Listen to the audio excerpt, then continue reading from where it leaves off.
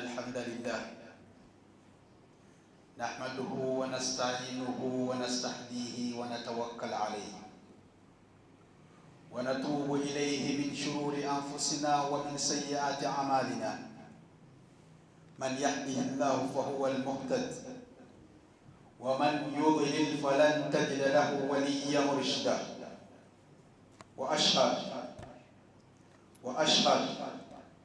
وأشهد أن لا إله إلا الله وحده لا شريك له شهادة من عرف فاعترف. وأشهد أن محمدا عبده ورسوله بلغ الرسالة وأدى الأمانة. يا أيها الذين آمنوا اتقوا الله حق تقاته ولا تموتن إلا وأنتم مسلمون.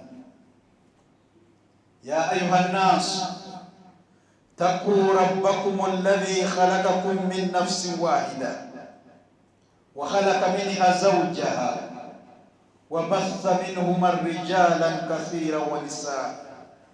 واتقوا الله الذي تساءلون به والأرحام إن الله كان عليكم رقيبا. يا أيها الذين آمنوا اتقوا الله وقولوا قولا سديدا يصلح لكم أعمالكم ويغفر لكم ذنوبكم ومن يطع الله ورسوله فقد فاز فوزا عظيما. أما بعد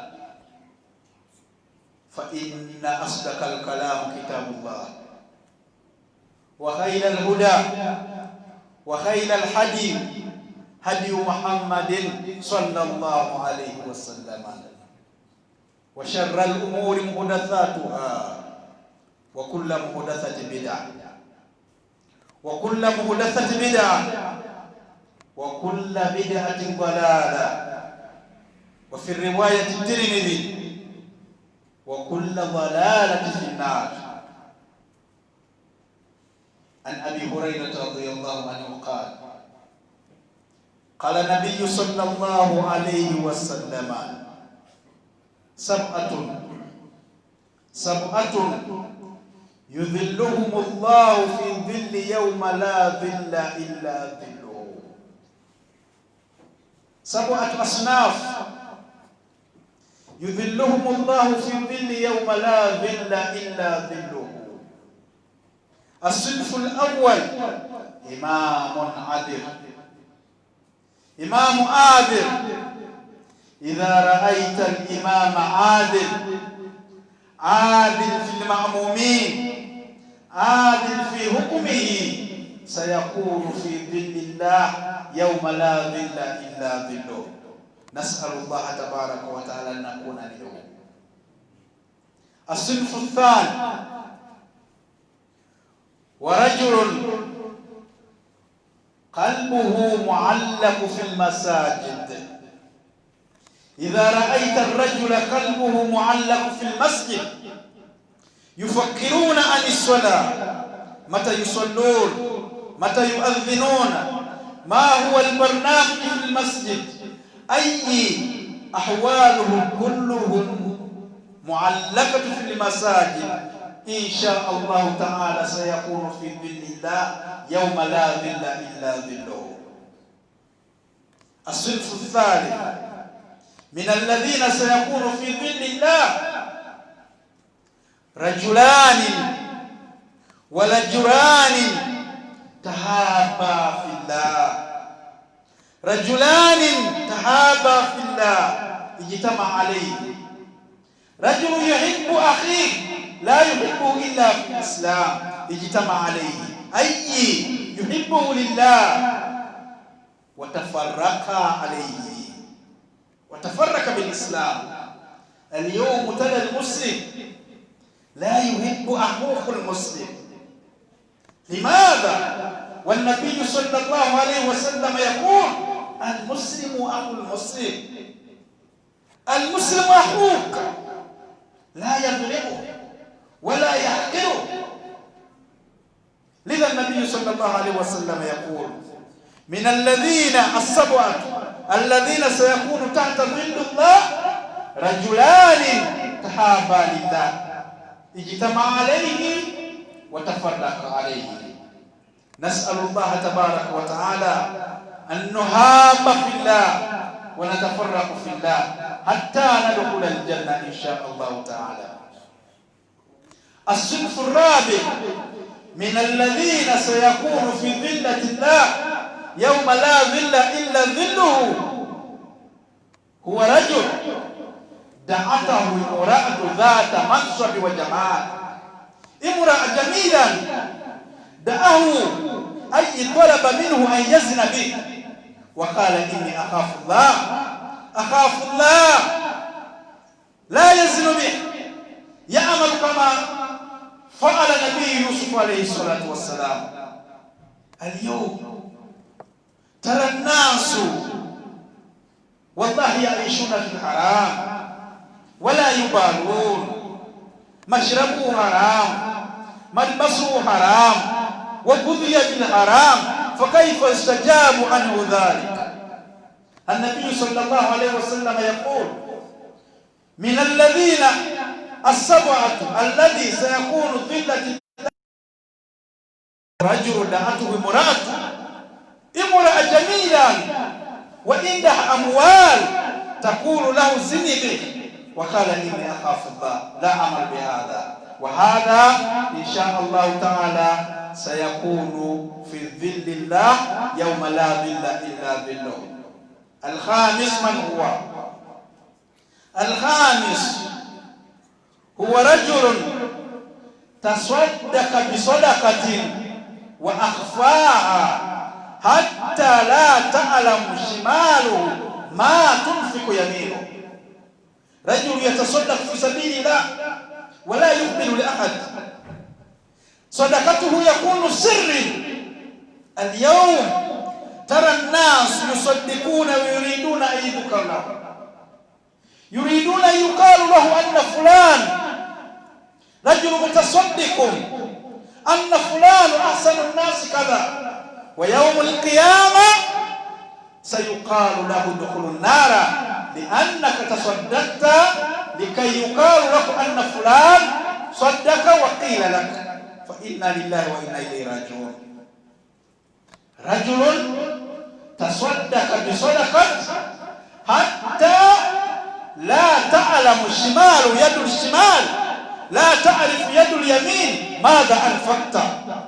أي صدقة كان في السر هذا إن شاء الله تعالى سيكون في ظل الله يوم لا ظل إلا ظله. نسأل الله تبارك وتعالى أن نكون منهم.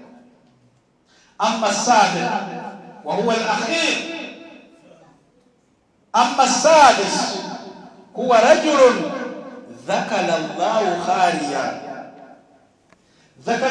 خاليا خفية ففاضت عيناه وبكى، قام في الليل ليصلي صلاة التهجد وذكر عذاب الله وذكر نعمة الله وبكى ففاضت عيناه، العيون جلت لأجل الله تبارك وتعالى، وهو إن شاء الله تعالى سيكون في ظل الله يوم لا ظل إلا ظله. والأخيرة من الذين سيكون في ظلة الله يوم لا ظل إلا ظله شاب. الشاب شباب نشأ في عبادة الله. إذا رأيت الشاب دائما يريد الإسلام، يتعلم أمور الدين، لا يريدون هذه الأشياء، دائما يريد ويفكر للإسلام، إن شاء الله تعالى سيكون في ظل الله يوم لا ظل إلا ظله. إخوة في الله، فاتقوا يوم ترجعون فيه إلى الله. عباد الله، فاتقوا يوم ترجعون فيه إلى الله، يوم تبلى السرائر، يوم تبلى السرائر، يوم يفر المرء من أخيه وأمه وأبيه وصاحبته وبنيه لكل امرئ منه يومئذ شأن يغنيه فاتقوا الله حق تقاته ولا تموتن إلا وأنتم مسلمون. أقول قولي هذا واستغفر الله لي ولكم واستغفروه إنه هو التواب الرحيم وهو البر الكريم.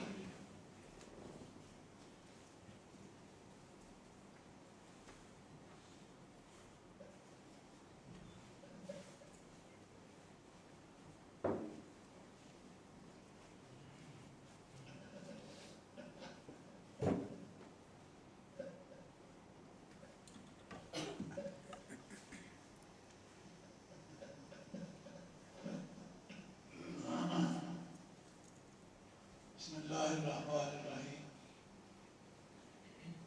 آج سے یوگنڈا کے اہل حدیث مکتبہ فکر کے ممتاز رہنما اور یوگنڈا میں جو ائمہ ہیں اور مساجد ہیں ان کے نگران شیخ یعقوب عبداللہ مخاطب تھے. انہوں نے خطبہ مسنونہ کے بعد اس مشہور حدیث کا تذکرہ کیا جس میں ان 7 آدمیوں کا تذکرہ ہے کہ جن 7 آدمیوں کو قیامت کے دن جب سورج سوا نیزے پہ ہوگا، جب انبیاء رب نفسی کہہ رہے ہوں گے، اولیاء صلحاء کی دور کی بات ہے، جو اولو العزم پیغمبر ہیں وہ کہہ رہے ہیں رب نفسی. اس ماحول میں 7 آدمی ایسے ہوں گے جو بڑی قلبی اطمینان کے ساتھ، بڑے روحانی سکون کے ساتھ اللہ کی عرش کے سائے کے نیچے، نہ ان کو پیاس لگے گی، نہ ان کو بھوک لگے گی، نہ ان کو تھکاوٹ کا احساس ہوگا، گرمی اور سردی بھی نہیں ہوگی، بڑے مطمئن وہ اللہ کی عرش کے سائے کے نیچے ہوں. وہ 7 آدمی کون ہیں؟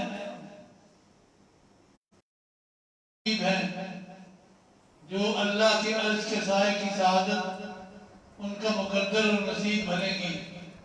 ان میں سے پہلا وہ ہے امام عادل، یعنی ایسا حکمران جو نہ تو سفارش دیکھتا ہے، نہ مصلحت دیکھتا ہے، نہ ضرورت دیکھتا ہے، نہ دباؤ میں آتا ہے، بلکہ اس کے تمام فیصلے میرٹ پہ ہوتے ہیں، انصاف پہ مبنی ہوتے ہیں. جب کسی ایسے حاکم کو دیکھو تو سمجھ لو یہ وہ خوش نصیب حاکم ہے جسے قیامت کے دن اللہ کی عرش کا سایہ نصیب. دوسرا آدمی وہ خوش نصیب ہے جس کا دل ہر وقت مسجد کے ساتھ معلق رہتا ہے. جس طرح مچھلی پانی کے بغیر تڑپتی رہتی ہے، اسی طرح وہ مومن، وہ خوش نصیب جب مسجد سے باہر ہوتا ہے تو وہ غیر مطمئن ہوتا ہے. مسجد سے باہر ہوتا ہے تو اس کی طبیعت میں ایک اضطراب اور ہیجان کی کیفیت ہوتی ہے. جب مسجد سے باہر ہوتا ہے تو بے چینی محسوس کرتا ہے. جو ہی وہ مسجد کا رخ کرتا ہے تو اسے سکون اور طمانینت جو ہے وہ حاصل ہو جاتی ہے. ایسا آدمی قیامت کے دن جب کوئی سایہ نہیں ہوگا، لا ظل الا ظل العرش، جب صرف اللہ کی عرش کا سایہ ہوگا. دوسرا خوش نصیب وہ ہوگا جس کا دل مسجد کے ساتھ معلق ہے. یہ مجبوری سے تھکی ہوئی نمازیں، ایسی نمازیں اللہ کے عرش کا سایہ نہیں دیں گی. ایسی نمازوں کے بارے میں تو اللہ نے کہا ہے کہ ویل للمصلین، ہلاکت ہے ایسے نمازوں کے لیے جو نمازیں پڑھتے ہیں لیکن ان کی نماز انہیں جنت کا وارث بنانے کی بجائے جہنم کا ایندھن بنا دے. غیر کے لوگوں میں ہلاکت ہے، لیکن اس کا اصطلاحی معنی یہ ہے کہ اس جنت میں ایک بہت ہی دردناک جہنم کا حصہ ہے جس میں ان لوگوں کو ڈالا جائے گا جن کی نمازیں خشوع خضوع سے آ رہی ہیں. نمازیں پڑھتے ہیں تو حساب کتاب کر رہے ہوتے ہیں، نمازیں پڑھتے ہیں تو اپنی سوچوں میں گم ہوتے ہیں. نمازیں پڑھتے ہیں تو انہیں اس وقت اللہ کی یاد نہیں بلکہ اپنی باتیں یاد آ رہی ہیں. شیخ صاحب نے تو نہیں ذکر کیا، میں ایک چھوٹا سا واقعہ اس میں آپ کو سنانا چاہتا ہوں. سید عبداللہ غزنی کے رہنے والے تھے. افغانستان کا ایک صوبہ ہے. وہاں کے حکمران نے سنت پر عمل کرنے کی وجہ سے رفع الیدین کے مسئلے پہ افغانستان سے ان کو نکال دیا تھا. تو انہوں نے اپنا ٹھکانہ آ کے امرتسر میں کیا تھا. بہت اللہ والے بزرگ تھے. ایک دن نماز پڑھائی. نماز کے دوران شدید بارش ہوئی. اتنی شدید بارش ہوئی کہ پیچھے مقتدی جو تھے وہ چلے گئے. جب نماز کے اختتام پر سلام پھیر کے پیچھے دیکھا تو کیچڑ تھا. تو بے ساختہ ان کی زبان سے نکلا، واللہ بارش عبداللہ خبر نہ شد. اللہ کی ذات اس کی جلالت کی بریائی کی قسم کہ بارش ہوئی ہے لیکن عبداللہ کو پتہ نہیں چلا کہ بارش. ایسی نماز جو ہے وہ نبی کی شفاعت کا حقدار بنائے. ایسی نماز جو ہے حوض کوثر سے پانی پلائے. ایسی نماز جو ہے وہ جنت میں اعلیٰ مقام دلائے گی. اور ایسی نماز ہی قیامت کے دن اللہ کے عرش کا سایہ جو ہے وہ آپ کا مقدر و نصیب ہے. تیسرا آدمی وہ خوش نصیب ہوگا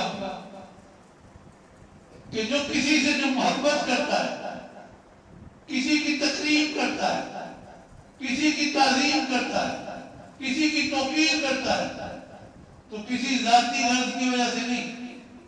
اس نے لوکل باڈیز کے الیکشن لڑ رہے اس لیے وہ پی آر نہیں بنا رہا، کسی دنیاوی منفعت کے لیے نہیں، اللہ کی رضا کے لیے، اللہ کی خوشنودی کے لیے. اس کے ایمان کو دیکھ کر، اس کے عمل صالح کو دیکھ کر وہ اس سے محبت کرتا ہے. تو ایسے دو محبت کرنے والے جو ہے اللہ کے لیے وہ قیامت کے دن جب کوئی سایہ نہیں ہوگا، اللہ کی عرش کا صرف سایہ ہوگا، وہ سایہ ان کے نصیب اور مقدر ہوگا. آج شیخ صاحب نے بطور خاص ان لفظوں پہ زور دیا کہ آج ہم اپنی باہمی محبتوں کی بنیادیں دیکھیں کیا ہے. ہم جو کسی کا تعلق کسی سے وجہ کیا ہوتی ہے؟ کیا اللہ کی رضا، اللہ کی خوشنودی، اللہ کے لیے؟ اگر اللہ کے لیے محبت نہیں ہے تو ایسی محبت اللہ کی نگاہ میں کوئی حیثیت نہیں ہے. چوتھا آدمی وہ خوش نصیب ہوگا کہ جس کو ایک بڑی صاحب ثروت، بڑی خوبصورت، بڑی حسین عورت دعوت گناہ دیتی ہے تو وہ کہتا ہے اتق اللہ، اللہ سے ڈر جا، اللہ نے یہ حرام کیا ہے، اس کی سزا بڑی سخت ہے، اللہ کی پکڑ بڑی سخت ہے. ان بطش ربک لشدید، اس پکڑ سے ڈر جا، اس گناہ سے باز آ جا. وہ اس کی بات کو مسترد کرتا ہے، اپنے دامن کو بچا لیتا ہے. تو ایسا آدمی جو عورت کی اس آفت کو مسترد کر کے اپنے دامن کو بچا کے نکل جاتا ہے، یہ بھی ان خوش نصیبوں میں ہوگا. قیامت کے دن جب کوئی سایہ نہیں ہوگا تو ان کو عرش کا سایہ نصیب. پانچواں آدمی جو صدقہ کرتا ہے، صدقہ اتنے خفیہ انداز سے کرتا ہے، اتنا اس میں راز جاری رکھتا ہے کہ دائیں ہاتھ سے اگر خرچ کر رہا ہے تو بائیں ہاتھ کو ہی لگے. آج تو ایک سلائی مشین دینی ہو نا، سارا میڈیا اکٹھا کر لیتے ہیں اور جب تک اس خاتون کی عزت کو خاک میں نہیں ملا دیتے اس وقت تک اس کو چین نہیں آتی. لیکن صدقہ کون سا نجات کا سبب بنتا ہے. حضرت عثمان غنی رضی اللہ تعالیٰ عنہ کو پتہ چلا کہ عبداللہ بن مسعود رضی اللہ تعالیٰ عنہ کی بیٹیاں جوان ہو گئی لیکن ان کے حالات جو ہیں مالی حالات کچھ اچھے نہیں ہیں، اقتصادی صورتحال بہتر نہیں ہے. انہوں نے اپنے غلام کو کچھ رقم دے کر عبداللہ بن مسعود کے گھر بھیجا تو دو نصیحتیں کی. ایک کہا کہ گلی میں دیکھ لینا جب کوئی بندہ نہ ہو اس وقت عبداللہ بن مسعود کے دروازے پہ جانا، کیونکہ کوئی بھی عثمان کے غلام کو دیکھے گا تو بدیہی طور پر اس کے ذہن میں یہی آئے گا کہ عثمان نے کچھ مال بھیجا ہو، کیونکہ عثمان غنی تھا، وہ ہر ایک کی ضرورت کو پورا کرتا تھا. اور دوسری بات کیا کہا کہ دروازے پر دستک یہ انگلیوں کے پوروں سے دینا، اتنی خفیف دستک دینا کہ پڑوسی کو پتہ نہ چلے کہ صدقہ دو، اس میں ریاکاری نہ ہو، اس میں دنیا داری نہ ہو، بلکہ محتاج کی مدد اور اللہ کی رضا مقصود ہو. ایسا صدقہ تو عرش کا سایہ دے گا. اور اگر صدقہ اس طرز عمل سے محروم ہے، اس انداز سے نہیں ہے، تو قیامت کے دن جب اپنے صدقے کے بارے میں اللہ سے ذکر کرے گا تو اللہ رب العزت کہیں گے تو نے صدقہ دیا، کہ لوگ کہیں فلاں حاجی، فلاں آدمی، فلاں چودھری بڑا صدقہ دیا کرتا تھا، بڑی خیرات کیا کرتا تھا، بڑا اللہ کی راہ میں خرچ کیا کرتا تھا. اور یہ دنیا میں لوگوں نے کہہ دیا اب تمہیں اس صدقے کا کچھ نہیں ملے. اللہ ہمیں اپنے صدقوں کو اس انداز سے دینے کی توفیق عطا فرمائے. چھٹا آدمی کون خوش نصیب ہوگا؟ وہ آدمی کہ جب لوگ سوئے ہوئے گہری نیند سے مزے لے رہے ہیں، وہ اس وقت رات کے آخری حصے میں اٹھ کر وضو کر کے اللہ کے حضور حاضر ہوتا ہے، سجدہ کرتا ہے، اور اس کی آنکھیں آنسو سے وضو کرتی ہیں، اس کی آنکھیں آنسو سے تر ہو جاتی ہیں. کس لیے؟ کہ کسی بچھو نے کاٹا ہے، کسی سانپ نے کاٹا ہے، کوئی کیل یا کانٹا چبھ گیا ہے؟ نہیں، اللہ کے خوف سے اس کی آنکھیں تر ہو جاتی ہیں، اللہ کے ڈر سے آنکھوں میں آنسو آ جاتے ہیں. ایسا آدمی جو اللہ کے ڈر سے اس کی آنکھوں میں آنسو آ جاتے ہیں، قیامت کے دن ان خوش نصیبوں میں ہوگا کہ جس دن کوئی سایہ نہیں، صرف عرش کا سایہ ہوگا، اور وہ عرش کا سایہ اس کا نصیب اور مقدر بنے گا. اور ساتواں وہ نوجوان، ایک تو بوڑھے ہیں نا، ہماری عمر کے بوڑھے، وہ کہتے ہیں نا گل ظالم در جوانی توبہ کردن شیوائے پیغمبری، وقت پیری گل کے ظالم نہیں کہ وقت ریتا. کہ بڑھاپے میں تو اکثر لوگ مسجد میں آ ہی جاتے ہیں، گناہ ہوتا ہی نہیں، کرنا کیا ہوتا ہے، پلے کچھ نہیں ہوتا، لیکن در جوانی توبہ کردن شیوائے پیغمبری. عالم شباب میں، جوانی کے ایام میں، جب بازو میں قوت ہے، اس قوت و طاقت کے دور میں اگر وہ اللہ کی عبادت کرتا ہے تو ایسا نوجوان اس دن جب کوئی سایہ نہیں ہوگا، اس وقت اللہ کی عرش کا سایہ اس کا نصیب بنے گا.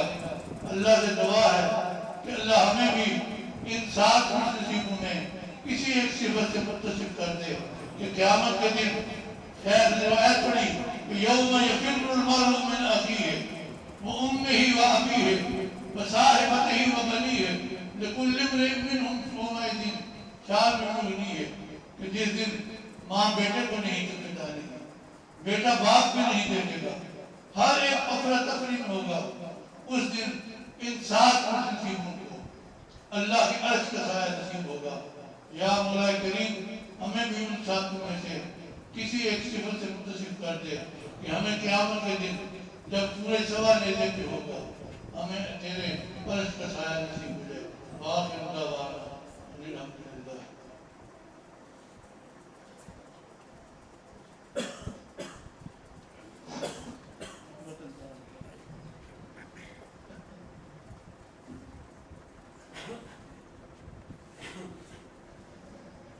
الحمدللہ الحمد لله الأحد الصمد الذي لم يلد ولم يولد ولم يكن له كفوا أحد. اللهم أرنا حق رزقنا اتباعه. اللهم أرنا حق رزقنا اتباعه، وأرنا باطل رزقنا اجتنابا. اللهم أرنا باطل رزقنا اجتنابا.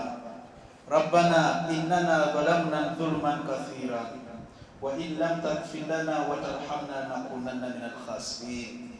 اللهم إنا نسألك أن نكون من عبادك الصالحين.